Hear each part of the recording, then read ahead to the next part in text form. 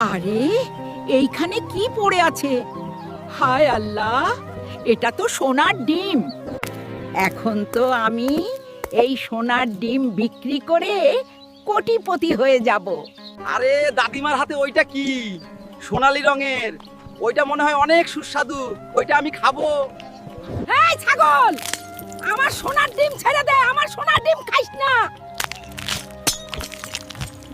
এই দুষ্টু ছাগল, দাঁড়া, তোরে আজকে মেরে ফেলবো। তুই আমার সোনার ডিম খেয়ে ফেলেছিস। তোর এত বড় সাহস, তুই আমার সোনার ডিম খেয়ে পালাচ্ছিস। আজকে তোর একদিন কি আমার একদিন। চল আমার সাথে হাসপাতালে, আজকে তোর পেট কেটে সোনার ডিম বের করব। এই তো হাসপাতালে চলে এসেছি।